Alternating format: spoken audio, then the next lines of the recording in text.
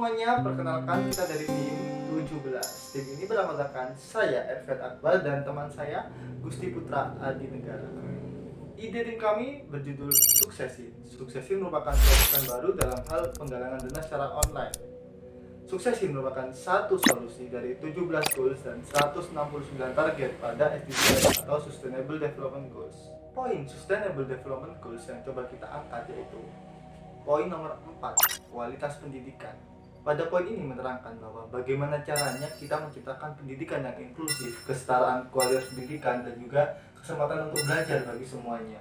Latar belakang yang pertama adalah dikutip dari website CNN Indonesia. Data dari UNICEF pada tahun 2016 menyatakan bahwa 2,5 juta anak Indonesia tidak dapat melanjutkan sekolahnya.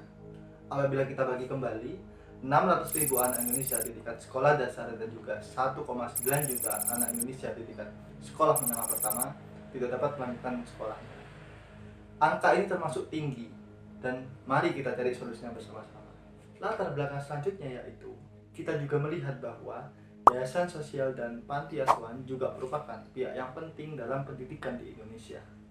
Namun faktanya kita masih banyak mendengar bahwa adanya beberapa yayasan sosial dan panti asuhan yang terkendala akan biaya karena dalam operasional mereka mengandalkan sumbangan sebagai sumber utamanya. Padahal dalam fakta di lapangan, prestasi dari anak-anak di panti asuhan ataupun yayasan sosial tidak kalah dengan mereka yang menempuh di sekolah umum seperti itu, mulai dari prestasi akademik maupun non-akademik. Latar belakang selanjutnya yaitu kita melihat banyaknya tren donasi online yang mulai digandrungi saat ini, dan beberapa platform donasi online mulai bermunculan seperti kitabisa.com, ACT, dan Gandeng Tangan, atau beberapa platform lain yang sama-sama bergerak di bidang platform donasi online. Dari itu, kita mencoba melihat peluang bahwa kenapa kok kita tidak mencoba penggalangan dana secara online khusus untuk membantu bidang pendidikan seperti itu. Apalagi kalau melihat data yang kita dapat dari jumlah donasi yang ada di kitabisa.com mulai tahun 2015 sampai 2018 terus mengalami peningkatan. Yang mulanya dari 2015 sekitar 7,2 miliar, di tahun 2018 mencapai 490 miliar. Dari tahun 2015, 16, 17, dan 18 terus mengalami peningkatan. Latar belakang selanjutnya yaitu donasi online yang mulai terjadi ini sudah berjalan cukup baik, namun ada beberapa berita negatif yang mulai bermunculan seperti tentang penyalahgunaan dana mungkin, dan contohnya adalah sebagai berikut. Dari hal tersebut kita belajar bahwa bagaimana sih caranya platform donasi online itu menepis, tidak profesional, tidak tepat sasaran, dan tidak transparan. Latar belakang yang terakhir yaitu selain kita memikirkan bagaimana caranya menepis 3 hal yang saya sebutkan barusan, kita juga harus memikirkan bagaimana caranya menjaga keberlangsungan proses donasi yang berlangsung. Kita harus bisa menjawab bagaimana caranya agar donatur tidak hanya sekali dalam berdonasi tapi ingin terus berdonasi. Apa itu Suksesin? Suksesin adalah suatu platform donasi online yang profesional dan transparan, sehingga bantuan dana dari donatur bisa tepat sasaran dan donatur merasa puas dan ingin terus berkontribusi untuk membantu anak asuh di yayasan sosial dan panti asuhan. Suksesin merupakan manfaatan dan penggabungan antara peran manusia dan peran teknologi untuk hal donasi. Di sini, manusia dan teknologi bersama-sama berdampingan untuk melakukan suatu hal yang mulia, yaitu berdonasi untuk pendidikan. Alur yang ada pada Suksesin yaitu Suksesin sebagai perantara atau jembatan antara donatur dan juga yayasan sosial ataupun panti asuhan dalam hal saling membantu dan memberikan bantuan dana pendidikan kepada anak asuh yayasan sosial dan panti asuhan. Fitur yang ada pada Suksesin yaitu yang pertama adalah validasi yayasan. Di sini, yayasan harus menginputkan data yayasan beserta SK dan gambaran kondisi dari yayasan tersebut. Yayasan harus menginputkan data anak asuh beserta nilai dan prestasinya masing-masing. Apabila keseluruhan data belum dilengkapi, yayasan tidak dapat menerima donasi dari donatur. Fitur yang kedua yaitu data nilai dan data prestasi yang dimiliki oleh masing-masing anak asuh tersimpan dalam bentuk scan foto. Hal ini bertujuan untuk meminimalisir kemungkinan adanya manipulasi data oleh yayasan sosial. Fitur yang ketiga yaitu donatur dapat memilih sendiri anak asuh yang akan mereka bantu. Donatur akan mencari yayasan sosial terlebih dahulu, lalu mencari anak asuh mana yang tepat untuk menerima bantuan dari mereka. Fitur yang keempat yaitu donatur dapat memanfaatkan data anak asuh yang berisi biodata anak asuh, data nilai mereka, prestasinya, dan beberapa info lainnya sebagai bahan pertimbangan untuk penentuan ketika mereka berdonasi. Fitur yang kelima yaitu adanya laporan perkembangan anak asuh dan juga laporan penggunaan dana. Hal ini membuat proses yang ada di dalamnya bisa menjadi lebih efektif dan efisien. Peran manusia di sini tidak kalah pentingnya. Dalam prosesnya, manusia berperan dalam hal yaitu yang pertama adalah melakukan pelatihan dan juga bimbingan untuk penggunaan sistem.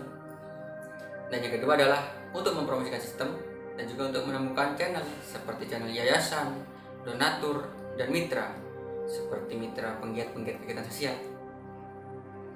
Bagaimana proses dapat bekerja? Mari simak penjelasan berikut ini.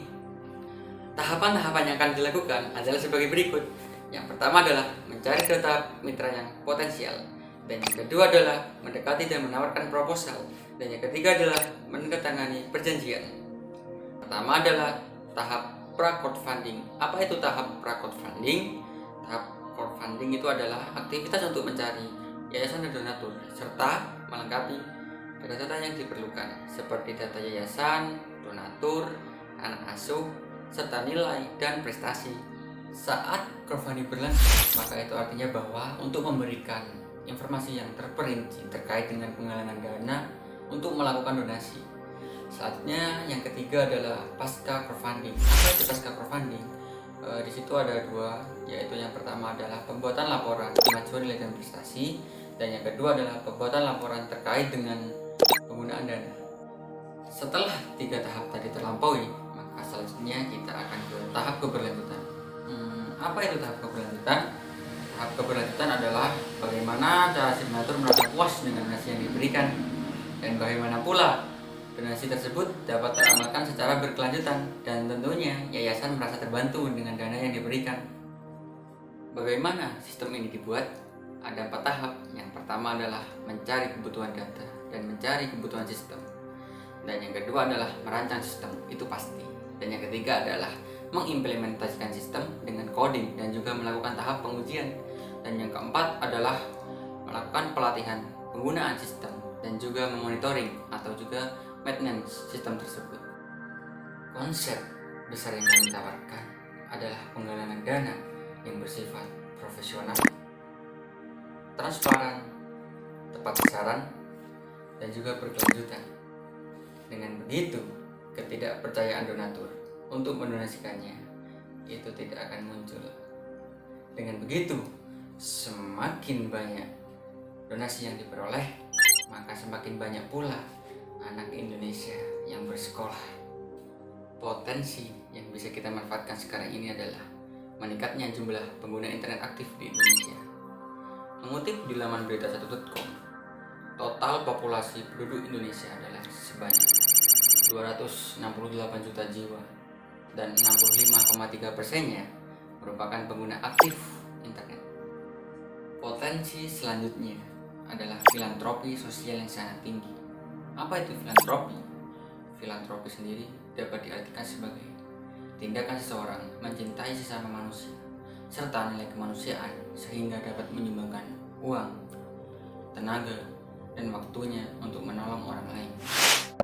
Berikut adalah bisnis model kanvas kami.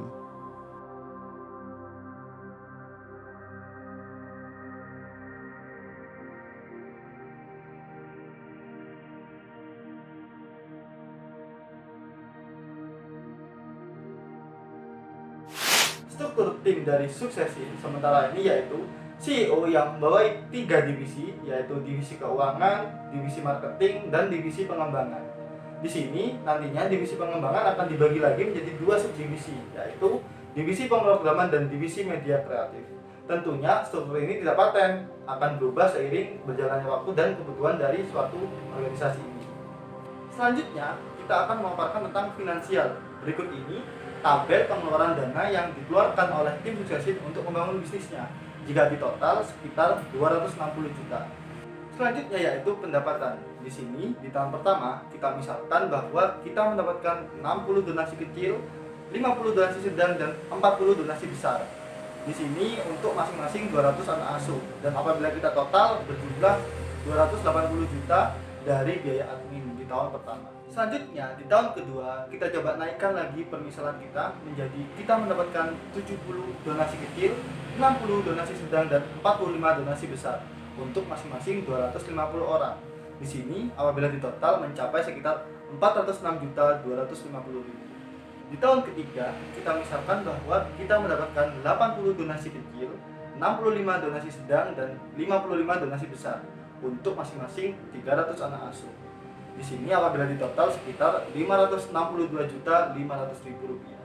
Yang selanjutnya yaitu tentang dana investor atau investasi. Di sini kebutuhan awalnya yaitu 300 juta. Kita misalkan kita mendapatkan 3 investor, dengan investor pertama menyumbang sekitar 120 juta, investor kedua 100 juta, dan investor ketiga adalah 80 juta.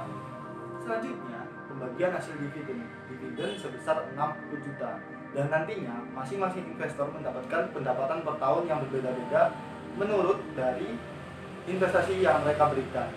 Di sini investor pertama mendapatkan 24 juta, dan investor kedua mendapatkan 20 juta, dan investor ketiga yaitu mendapatkan 16 juta rupiah. Ya, selanjutnya yaitu tabel BEP investor. Di sini juga dipaparkan pendapatan investor per bulannya dan juga durasi BEP per bulan. Baik, untuk selanjutnya kita akan membahas tentang keuntungan dalam 3 tahun. Di tabel berikut sudah menyatakan keuntungan per tahunnya dari tahun pertama, kedua, dan ketiga. Cara menghitung keuntungan per tahunnya yaitu pendapatan di tahun tersebut dikurangi dengan biaya tahunnya. Nanti dari tabel tersebut didapat jumlah keuntungan selama 3 tahun sekitar 467 juta sekian. Dari penjelasan barusan, kita estimasikan peningkatan jumlah anak asuh per tahunnya mencapai 50 orang per tahun. Berdasarkan pembahasan barusan, maka didapat nilai BEP sebesar 210 donasi kecil, 175 donasi sedang, dan 140 donasi besar. Dan apabila ditotal sebanyak 525 donasi. BEP atau break even point merupakan suatu kondisi di mana suatu perusahaan tidak untung dan tidak rugi. Di sini nilai BEP suksesin adalah 525 donasi dengan jumlah anak asuh yang disebutkan. Maka dari itu patokannya agar suksesin meraih keuntungan, maka mereka harus melampaui nilai BEP-nya itu. Sekian presentasi dari kelompok kami, kurang lebihnya mohon maaf. Wassalamualaikum warahmatullahi wabarakatuh.